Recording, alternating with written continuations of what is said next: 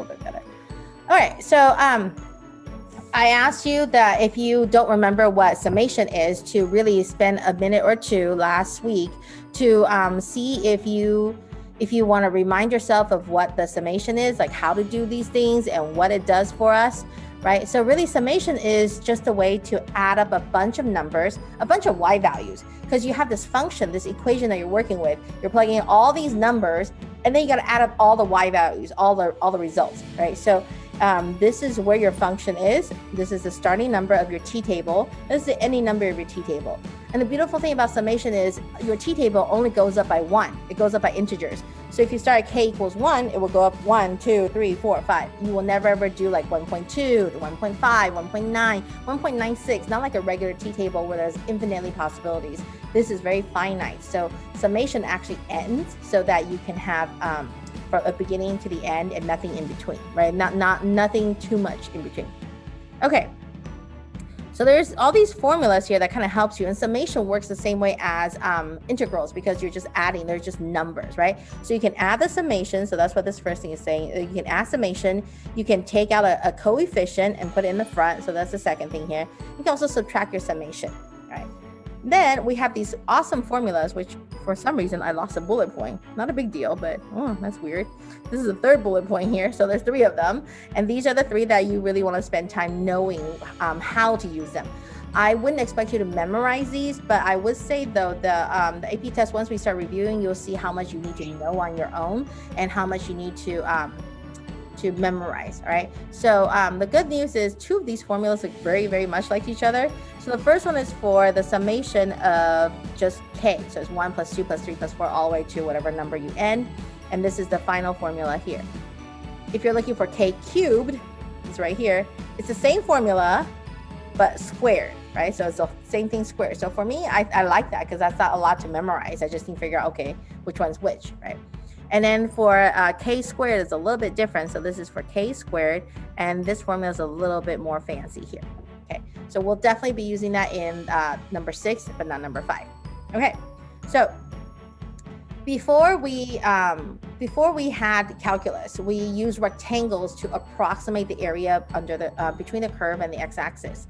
So we had geometry before. Last week we had geometry. We had geometry because we were able to draw these lines.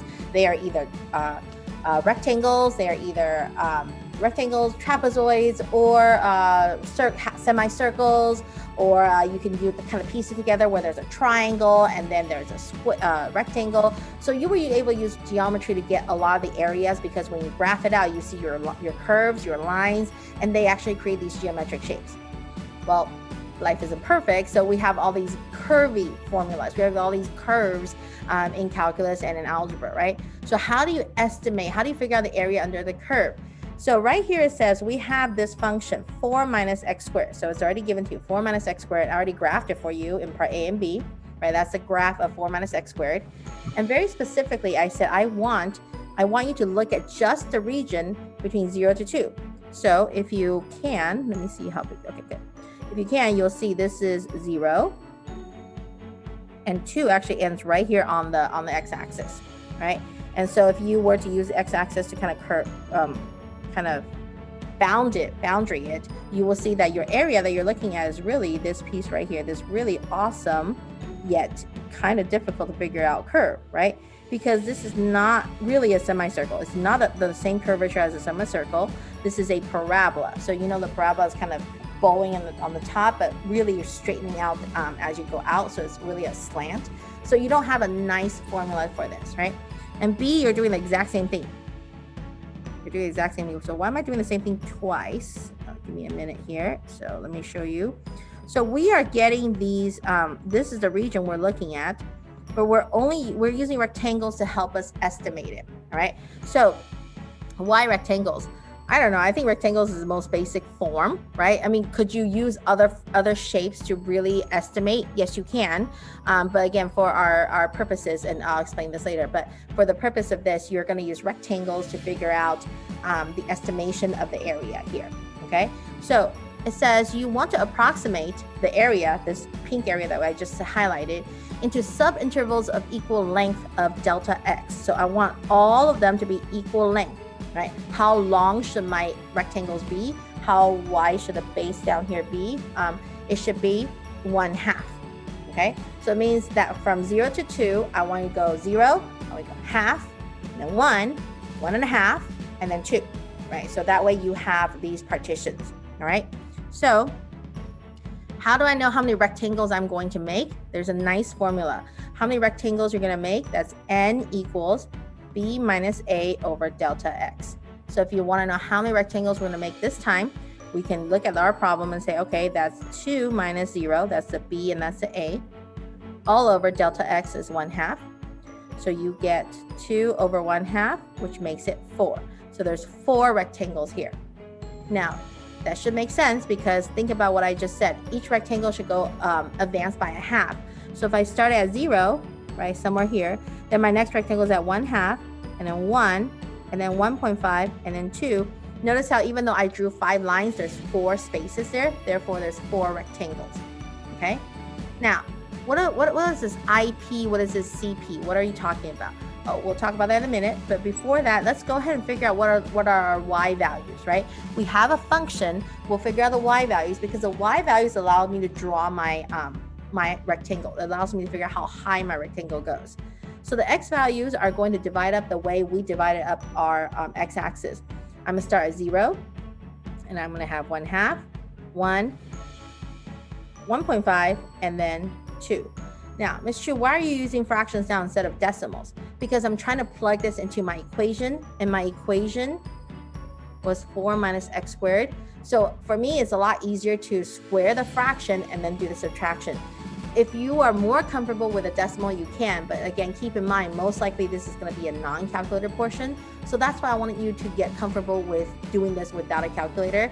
And so that's why for me, I will use a fraction because it's a lot easier to figure that out. Okay, I plug in 0, I get 4 minus 0, that's awesome, that's 4. I'm going to skip the next one, I'm going to go with the easy stuff. I'm going to plug in 1, so 4 minus 1 squared is 3. And then 4 minus 2 squared is 4, so 4 minus 4 is 0. Okay, so those you should not have any problems with. Okay, how about 1/2? All right, so I get 4 minus 1/2 squared. That's really 4 minus 1/4, right? Because you square the top and square the bottom. So again, if you want to use my crisscross applesauce, it works beautifully in this case. You put it over 1 and you go criss, that's 16, minus cross, that's 1, all over 4. So that gives me 15 over 4 for the value of 1/2. Same thing, you have 4 minus 3 over 2 for the next one to plug in. So that would give me 4 minus 9 over 4. I will do crisscross applesauce again. So I put 4 over 1. I go criss, that's 16 minus 9 all over 4. That gives me 7 over 4. Okay, beautiful. All right, so now that I have my t-table, I can go ahead and use that to kind of answer the question. The question is asking you for two parts. So the part A says it's AIP and part B is ACP. What is IP and what is CP? IP is inscribed partition, meaning I want to draw my rectangle, but it has to be inscribed. The rectangles has to be always underneath this curve. Whereas CP is circumscribed, meaning when I draw my rectangle, I have to go beyond, I have to go above and cover up more than my curve here, all right? So what does that look like? The first rectangle is going to be IP. So what that means is you want to use the right-hand side and go all the way up until you hit your function, and then go to the left. Oops, sorry, this is terrible. But go to the left and complete your rectangle like so. You see how now your rectangle is completely underneath your curve, right? And that's why I highlighted the red part before. So I want to show you that my rectangles, as I draw them, I'm going to be completely under the red. So there will be red regions I don't cover. And that's exactly what IP means. IP is inscribed, so you will always be under your curve. You will never be over it, okay? How do you draw the next rectangle? You go up again on the right-hand side until you hit the curve, and then you just go across from that point right there, okay? Next, again, you go from the right and go up and then go across. And you will notice you are not able to draw the last rectangle because the last rectangle, your height is right here. It's at 0. So really, you just have a nice straight line down here. It's a rectangle, okay? So if we were to just kind of lightly shade this, you will see my rectangles, not very good, right? I am I am gonna be underestimating this area, which is fine. Okay, you'll see why in a minute. It's fine, but this is completely underneath your curve. This is completely inscribed, all right? So now I can answer the question. Part A says, okay, what is the approximation? So I'm gonna go ahead and add up all those rectangles, right? So remind yourself, you could do base times height plus base times height plus base. It's just a lot of base times height, right? You know that everybody's base here is 1/2, right here. Everybody's base here is 1/2. So save yourself the trouble. 1/2, the base is out here. What's the height? Well, the height of this one went all the way up to that point. And what is that point? Oh, that point was the y value of 1/2. Therefore, this is why we had to do our t-table first, right? So instead of guessing and figure out, oh, what that value is, I look at my t-table and go, oh, that's 15/4. My next height is here. That's a value at 1, so that's 3. My next value is the y value of 1.5, so that's 7/4. And then the last y value, you don't have to put it in there, but just know it's there. It's the 0. It's the last rectangle there. Okay. All right, so 1/2. Let's add this up. So if I add this up, I get 15 plus 7, that's 22, right? So 22/4 plus 3, so I'm going to make that 12/4, so it's a little bit easier to work with. So I get 1/2 times 34/4, okay? And that way you can reduce out the 2 and the 34, give you 17. So for the inscribed partition, my estimation is 17/4. About 4 1/4, okay? Now, again, you may look at this and go, this is not very good. We are completely under, so there's so much area we didn't cover. So that's why you need the second one. You need to figure out the circumscribed, and then you want the average of the two. If you average this out, then you will get a pretty good approximation of these two, okay?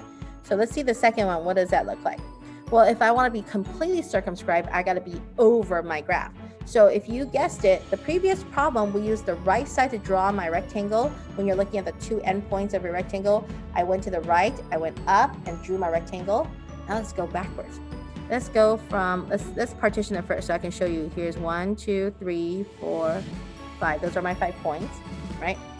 And then I go from the left side, I go all the way up until I hit the graph. Oh, that's at 4, perfect. Go across and come down. You will see this time I'm overestimating, and I should be because I'm circumscribing. Right, same thing, looking at this point and this point, these 2 points. You want to go from the left side, use that end point as your height, and come straight down like so. There's your second rectangle there.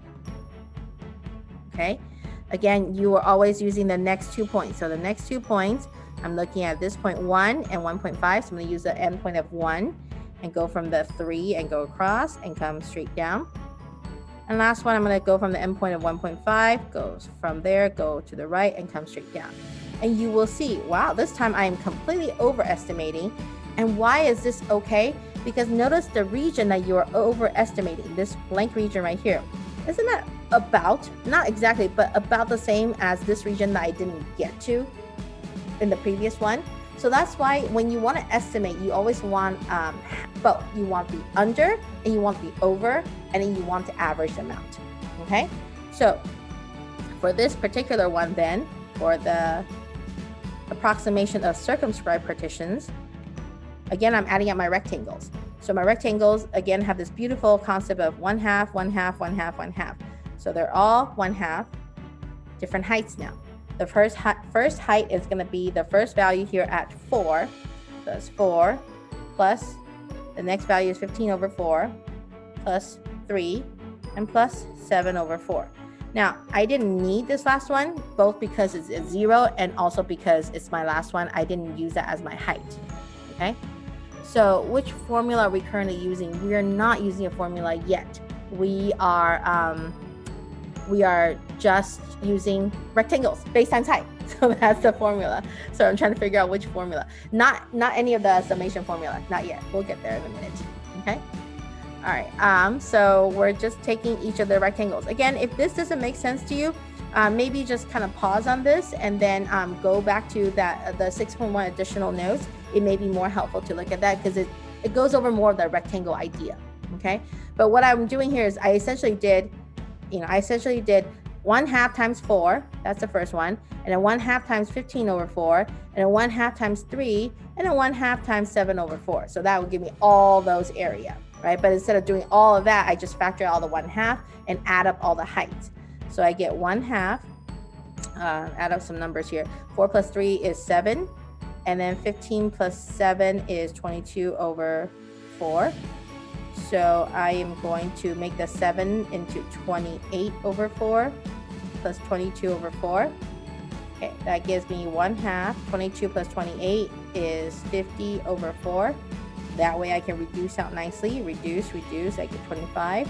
So my overestimate is going to be 25 over 4. So if you're so inclined, you can go ahead and figure it out. So how I figure out all the boxes for the circumscribed.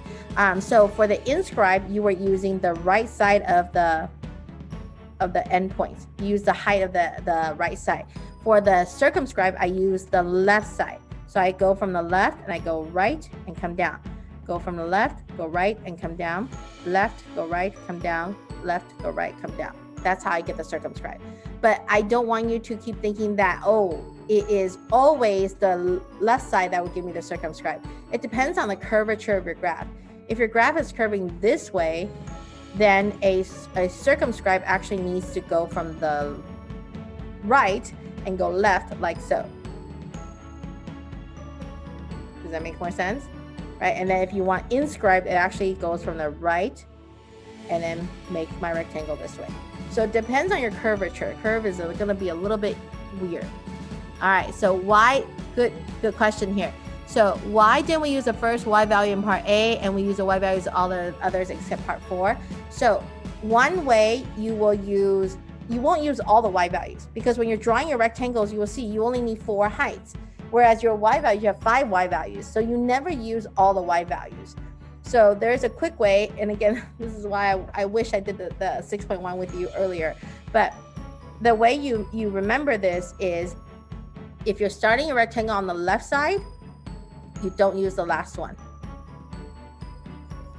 So if you are using the left side, see how I did that in part B? I'm using the left side to draw my rectangle. I didn't use that last one. I didn't use the last y value. Whereas if you're doing the right side, you don't use the first one, right? You don't use the first one. So again, look at this one. I didn't use the first y value. I started at the second y value and I went from there, okay? So that's how I memorize it. I go L with L, and then first, there's an R in there, so first. So if I start on the left side, I don't use the last one. If I start on the right side, I don't use the first one, right? So what am I talking about again? Left side, right side. It's when you're looking at the bottom and you're trying to draw your rectangle. These are your partitions, right? So when I'm trying to draw this first rectangle, this is my left side, this is my right side. So depending on which side I'm starting, the left side, then I go up and then go across, up and across, up and across, right? If I'm choosing the right side, then you go up and then left. Oops, sorry, my iPad decided to do that. I go up and then left, up and then left, up and then left, right? So it really depends on where you are at, and it depends on the left or right side you're using, okay? So I would recommend to really look at the notes I have for that piece. But I guarantee once you see that and then you do the first 3 problems of the review, this is not that bad. Again, it's just figuring out which side to go and then draw your rectangle, okay? Now the formula piece. Okay, so of course, you could probably guess, I only have 4 rectangles here. Obviously, I have a lot of area that's not covered, right? I have an inscribed that has a lot of pieces here that I didn't get to touch. And then for circumscribed, I have a lot of extra spaces I really don't need. Okay. Will this situation be improved if I have more rectangles? Absolutely. If I have 10 rectangles, right? So let's try that. Don't do this on your paper. I just want to show you here. Oh, it erased everything. That's awesome. Come on. One more time. Thank you. Okay. What if I have like, let's not do 10. Let's do 12, right? If I have 12 rectangles, will that be a better approximation? Well, then that means that each of these need to be divided into 3 so that I can have 12, right? So just bear with me. This is going to take me a little bit of time but I think it's worth it. I just wish I could, there's a software I really need to install and it's really not happening. So, okay, so as you can see, I have now created 12 rectangles, right? And if I were to go under, you see how my inscribed is so much better than before. The space that I don't cover is not nearly as much as I had before. You should look at your paper now and compare to what I have here, right? If I zoom out, you can compare your paper better. Do you see how that the area that I didn't get to touch is so much smaller? Okay, so that's the idea. What if instead of 12 rectangles, Ms. Chu, you try 20 rectangles? Is that even gonna be better? Yes. So ultimately, bottom line is you want infinitely many rectangles so that it will fit really nicely, and you really can't tell a difference between your circumscribed and inscribed because they're almost exactly the same, right? If you have infinitely many rectangles, they're so teeny tiny that you can't tell a difference, but they will touch the curve perfectly and give you the exact value, okay? So that's what we're gonna do here. That is what we're gonna do here. That's what the summation is gonna do. Okay, I have to erase this because so I don't have enough space. Okay, beautiful.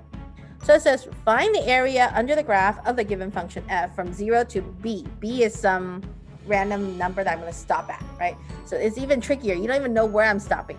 So here is b, right? Well, actually, I'm going to give you b in a minute. But yeah, you need to know where you stop. And then you are going to draw some inscribed rectangles and you're going to draw some circumscribed rectangles, okay?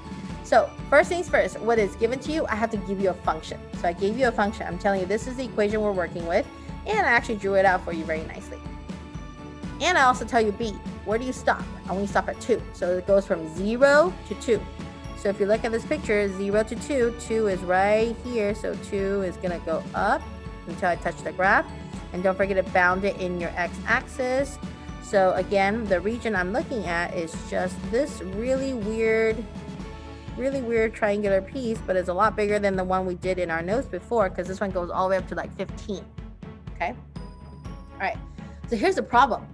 I want you to divide this region, this piece I'm trying to get to, into infinitely many rectangles. Before it was nice. I knew that I wanted each rectangle to be 1/2. So if you look at number 5, I knew that I want each rectangle to be 1/2. Therefore, I'm able to solve it and go, okay, I want 4 rectangles, right? This time, I don't know. I don't know how many rectangles I have. In fact, I can't count how many rectangles. I have infinitely many rectangles, okay?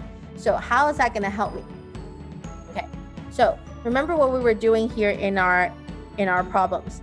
In the problem here, I did 1/2 and I multiplied by all of these. Because what I did was I took the width, the bottom of my rectangle, because everybody's width is the same. I factored it out. Then I added up all the heights, right? All the heights, and like you said, I added all the heights except the first one or except the last one. Which one is the case, right? Which is the case, and we'll talk about it in a minute, okay? So you're doing the same thing here. Let's see if I can write it out and so it will make more sense to you, okay? So the first part A says, sorry about that. I really want to make my pen a little thinner so I can fit. So A wants inscribed rectangles. I want inscribed rectangles or IP inscribed partitions, same idea, okay? All right, so I'm gonna see if what I wrote down here. I want you figure that out by taking the width, multiply the sum of the height, right? Because you're adding up all the height. So I'm hoping you see that's exactly what I did in all the problems here. I took the width out here and I add up all the heights, right? I summed up all the heights, okay? All right, so let's plug in what I do know from the problem. The problem tells me some things. It tells me width is 2 over n, right? That means the width of my rectangle is 2 divided by infinitely many rectangles. Yeah, it makes sense, right? If you refer back to the previous problem, we have 4 rectangles. My height was 2 divided by 4, therefore each rectangle had a height of 1/2, right? So if you take how far you are on the x-axis, divided by how many rectangles you want, that will give you the right number for partitioning it. But since we don't have an exact number for number of rectangles, the number of rectangles is infinity, that's why it's 2 over n. So I'm plugging what I see here, 2 over n. Okay? Okay. Then it says the sum of the heights.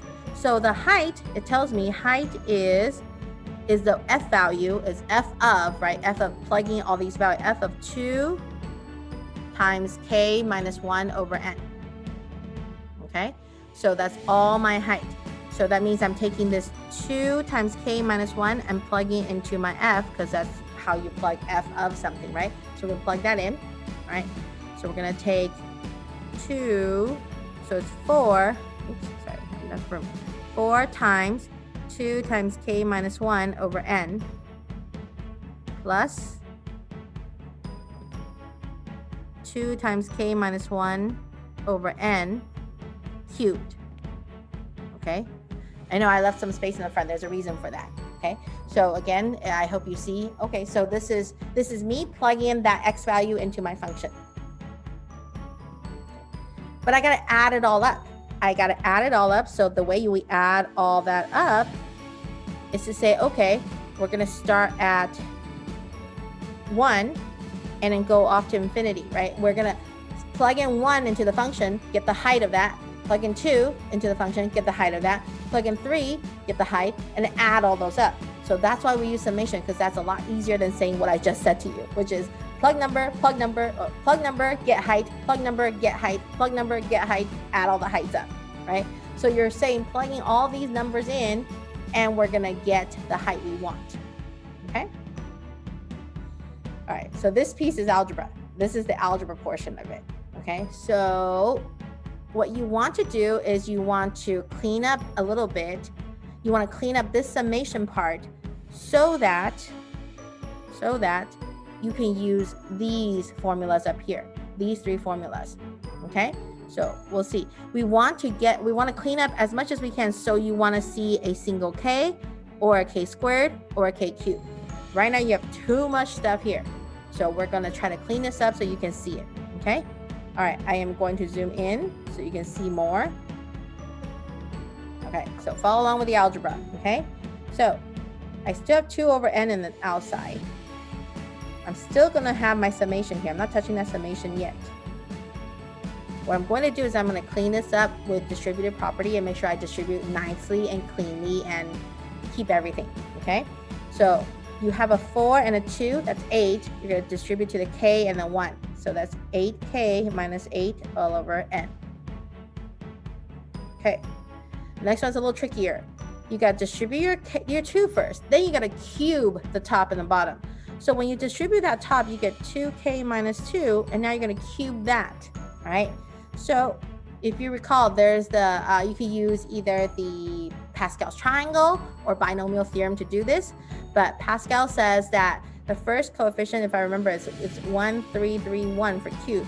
So it's going to be the first term cubed times 1. So it's going to be 8k cubed times 1. Okay? And then it's going to be a minus because the plus and minus alternates in these cases. All right, so you're going to have 3. I don't want to skip too many steps. I think that will confuse you. So you're going to have a coefficient of 3. You're going to have the first term squared, so that's 4k squared. You're going to have you're going to have a plus here. You're going to have the negative 2. That will change that into a minus. Okay? And again, you have the coefficient of 3, and you're going to have the 2k, and now you're going to have the negative 2 squared, which gives you the 4. And then last but not least, you're going to have the coefficient of 1 and the last term cubed. And this is all over n cubed. So that's multiplying all of that top out. Again, if you need to remind yourself how to do that, it's 2k minus 2 times itself 3 times. So 2k minus 2 times 2k minus 2 times 2k minus 2. Okay, still cleaning up. Again, I'm telling you today is all algebra. I don't think I'm doing any calculus today. Okay, so I am going to add that up, clean this up. I get 8k cubed. Okay, multiply this out. I get 3 times 4 times negative 2. So 3 times 4 is 12 times negative 2 is negative 24 k squared. All right, and now I got 3 times 2 is 6. 6 times 4, oh, I got 24 again. So 24k, and then minus 8 all over n cubed.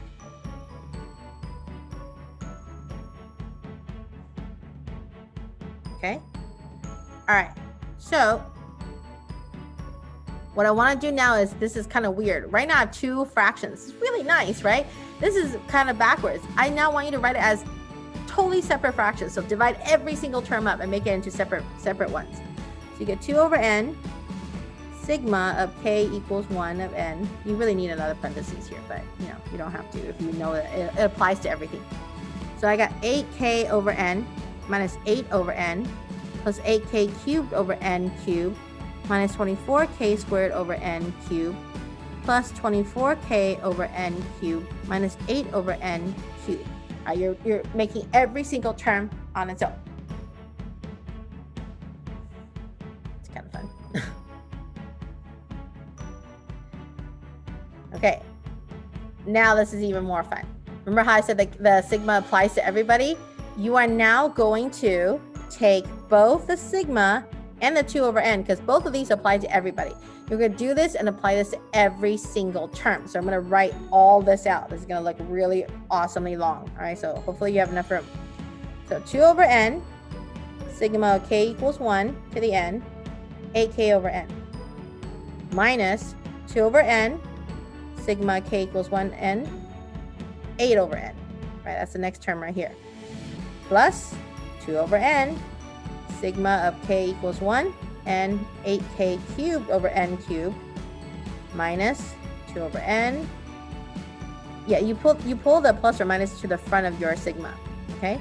You have 24k cubed over n cubed plus 2 over n, sigma k equals 1. I don't know about you.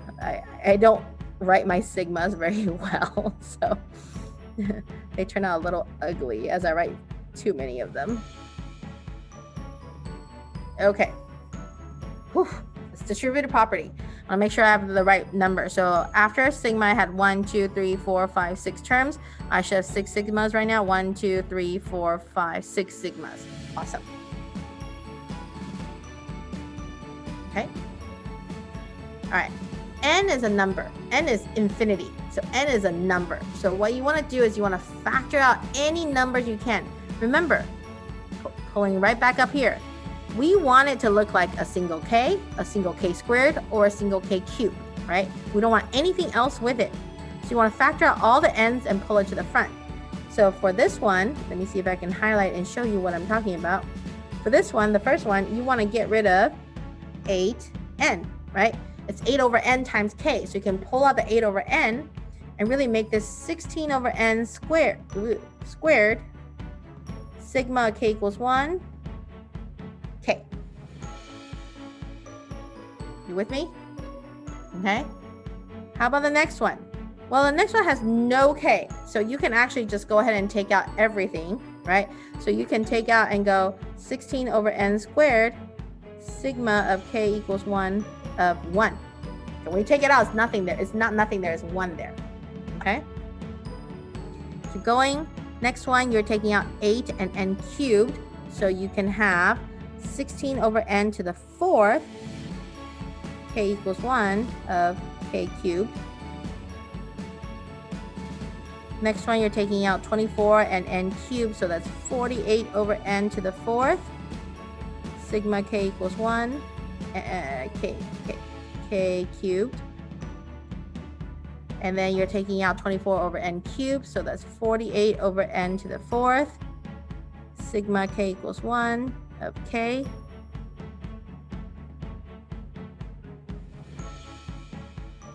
Hold on a second. I messed up something. Sorry. Don't mean to do that. Oh, good. I caught it right here. 24 is n k squared, so not cubed. Squared. This is squared. Okay, sorry about that. I was like, I should have standard form, so it should go down in order. So k cubed, k squared, k, and then nothing. All right. Last one, I get 1, 2, 3, 4, 5. 1, 2, 3, 4, 5, 6. All right, one more. Okay. Minus, the last one also has no k, so it's just 16 over n to the 4th, sigma k equals 1 to the n of 1.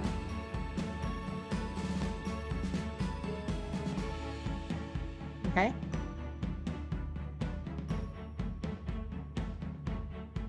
All right.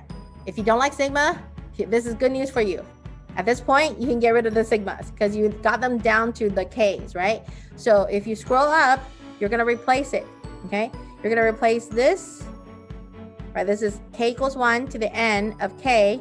You're going to replace that with this formula, n times n plus 1 over 2, because that's what it says. It says sigma of k from k equals 1 to n is equal to n times n plus 1 over 2. So you can replace it with the formulas, all right? So I'm going to go back down here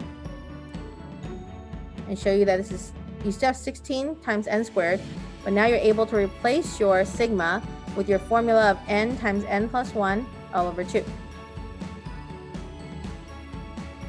Minus 16 over n squared.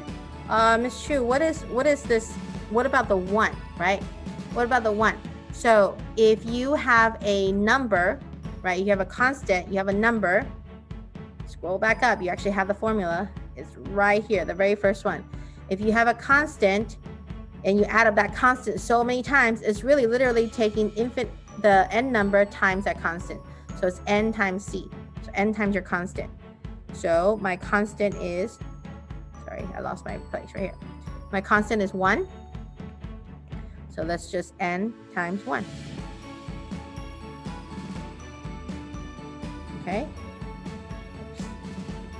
And then next term, 16 over n to the 4th. I have this awesome k cubed now, this one. So now the formula is n times n plus 1 all over 2, the whole thing squared.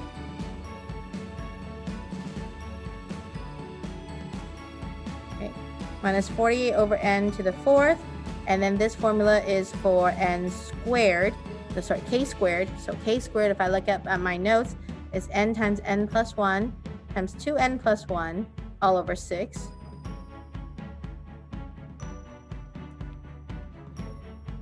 And then 48 over n to the 4th times k. Formula for k is n times n plus 1 all over 2. And then the last term here becomes 16 over n to the 4th times, well, that's 1, so it's n times 1, so n times 1, that's your constant. Okay, I'm going to zoom out just a bit so you can see that's what every single sigma turned into.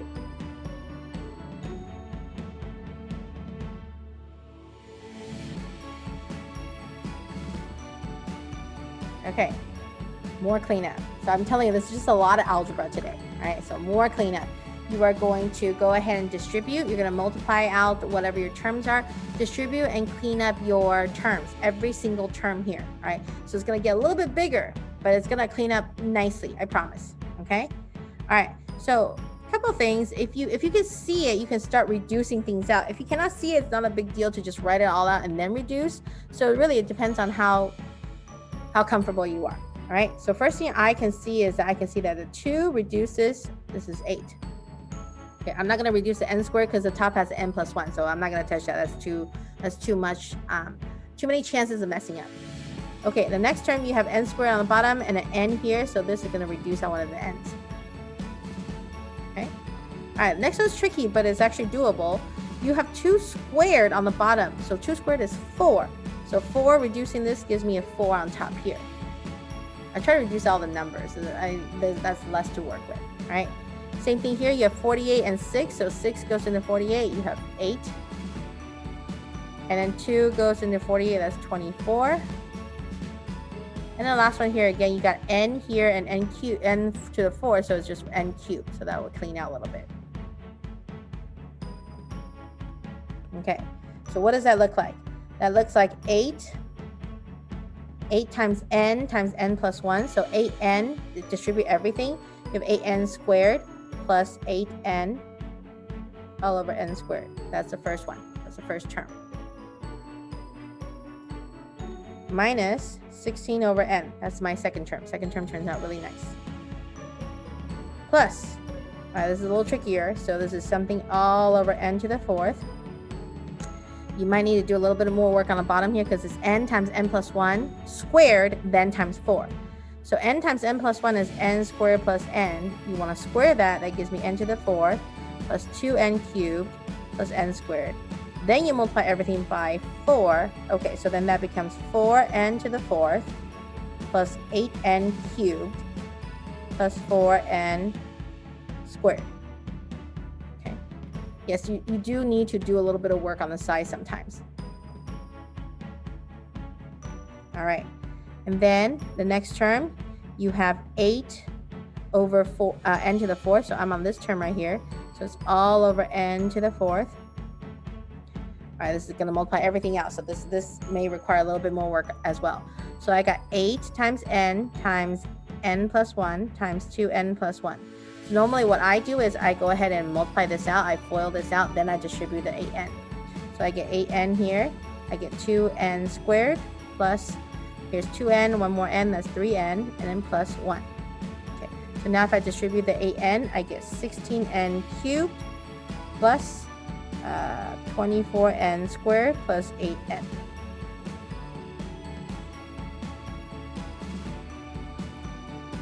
Okay, next term, I have 24 times n plus 1, so distribute the 24 and the n. So 24n squared plus 24n all over n to the 4th minus 16 over n cubed. Right. So hopefully you see, yeah, it's long, but you only need to do extra work for like 2 of them. The rest of them actually comes out nicely. Okay, we're gonna do the same thing again. We're gonna make sure that they are all separate fractions. This is really weird because I know Ms. Chu always tells you want one fraction, but in this particular case, you really want separate fraction. You want to separate these as much as you can. So when you separate them out, you could go ahead and reduce them, but if that's too much work, again, just hold off and just do another line, right? So first term will be 8n squared over n squared, and 8n over n squared, 16 over n. Then you have 4n to the 4th over n to the 4th, 8n cubed over n to the 4th, plus 4n squared over n to the 4th, minus 16n cubed over n to the 4th, not plus. You got to distribute your minus too. Minus 24n squared over n to the 4th, minus 8n over n to the 4th, 24n squared over n to the 4th, plus 24n over n to the 4th, minus 16 over n cubed.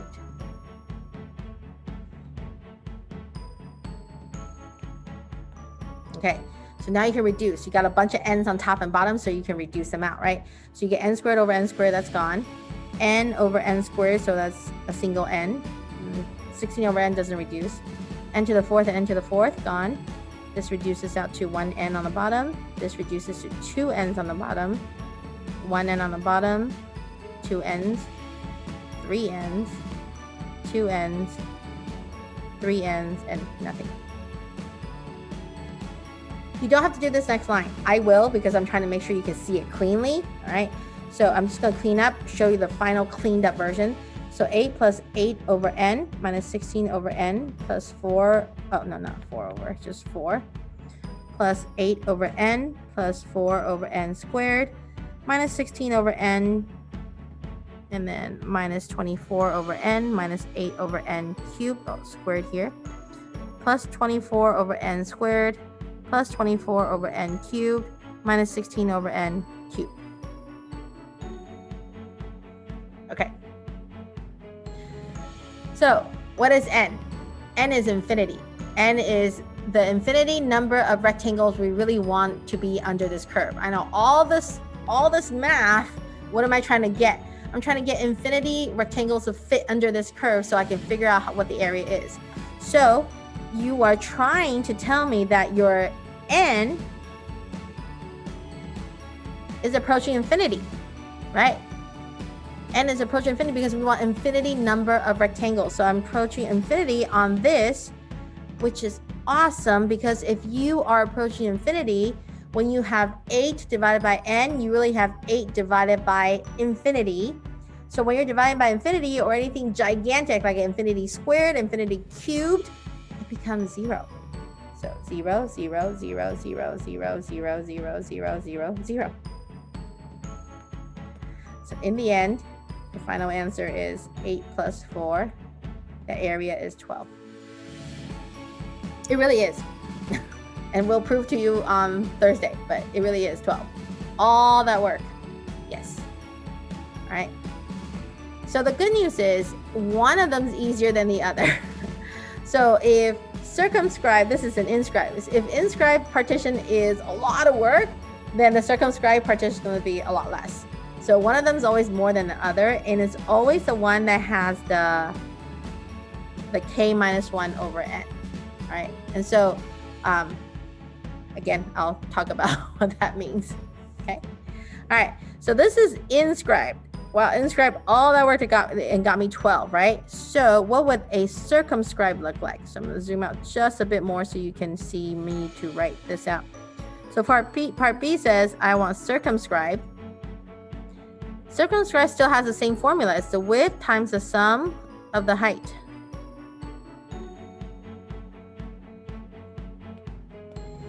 Okay, so no, we're not doing the same thing exactly again. Give me a minute. Have some patience. Your width is still 2 over n.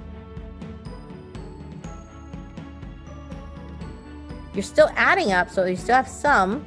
You can probably guess that we still have the sum. But now it says, if you scroll up, you'll see the height is just 2k over n. All right, so 2k over n. So that means you're plugging in 2k over n into my function. So my function is 4 times x plus x cubed. So I'm going to have 4 times 2k over n plus 2k over n cubed. That is my function for this particular problem.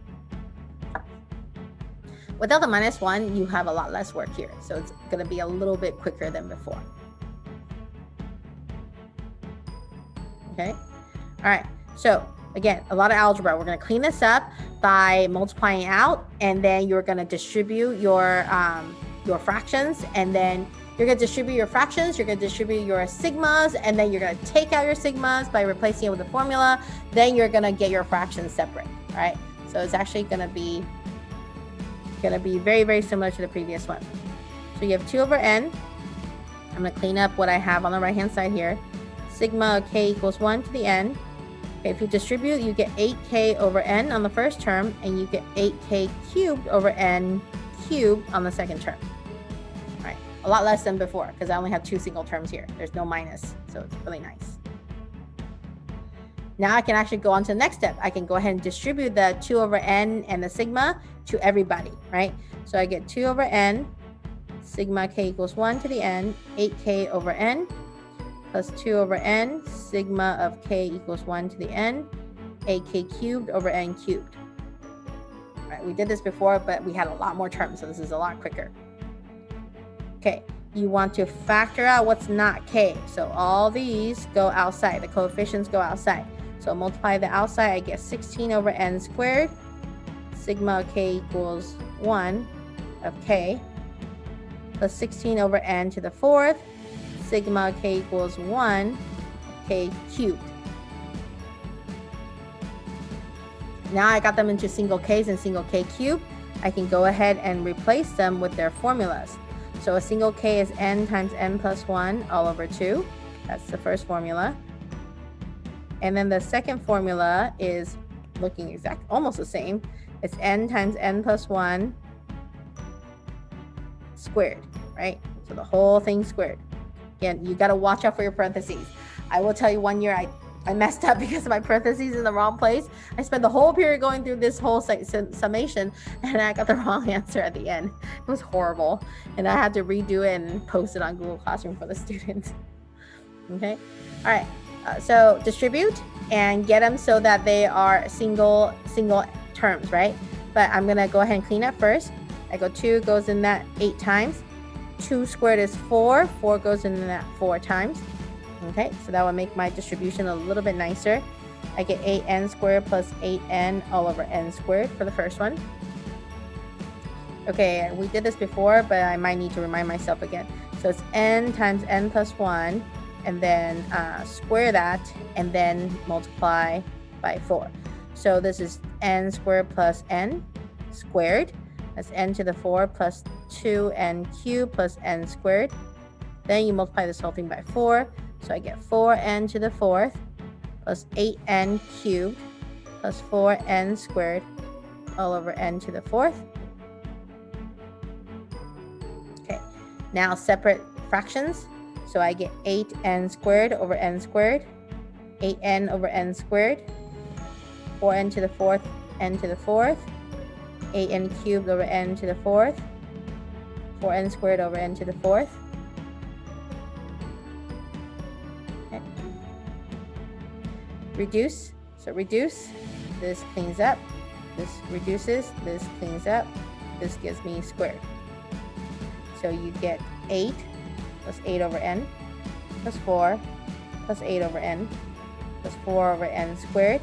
And same as before, we're still trying to fit infinitely many rectangles, right? So your rectangles are still heading towards infinity. So that, applied to that equation, will get rid of all the ones with n's on the bottom, leaving you with 8 plus 4, which is 12. So this confirms that if you have infinitely many of these, it doesn't matter whether you are over circumscribing or inscribing. It doesn't matter whether you're overestimating or underestimating. You actually will get the same exact thing because of how many rectangles you have. Okay, so how do I know what to plug in? How do I know, you were given this 2 times k over n or 2 times k minus 1 over n. How do you know what to plug in? So when you plug into the function f of whatever, this is a side note here, right? What do you plug into the function? Well, it's always f of the width times the start number on your x-axis. So if your start number is after the 0, you're going to use k minus 1. Sorry, back up. If your start number is at 0, you're going to start k minus 1. Because k is always 1. K is always 1 because of the formula. The formula says sigma blah, blah, blah, k equals 1. So if you want to start at 0, you want to use k minus 1 because then that will shift your t-table to 0. If you're going to start after 0, then you use just k. So that's why when we started your graph, if you look at the graph we had here, the first one to be inscribed, I have to start at 0 because then I can be completely under the curve. So because I started at 0, I had to use k minus 1. So that's why in my problem, my formula was f of the width 2 over n times k minus 1. Right. In the second one, we have to use circumscribed. So to be circumscribed, I have to start at the second number and go circumscribed this way. So I have to start after 1. So that's why in the second rectangle, I did f of my width times k. So that's why this was plugged into the first one, and this was plugged into the second one of the circumscribed. Okay? So again, I cannot always say circumscribed always starts k minus 1 or always starts at k. It depends on your curve. If my curve looks something like this, then my very first one to be circumscribed, I will start at 0. So my circumscribed will actually be right here. So my circumscribed will actually start at k minus 1. Whereas my inscribed will start the one next door. So it's going to start 1 after. So my inscribed is going to be this one instead. So it depends on your curvature. It depends on the curve of the graph to figure out which one's the circumscribed, which one's the inscribed.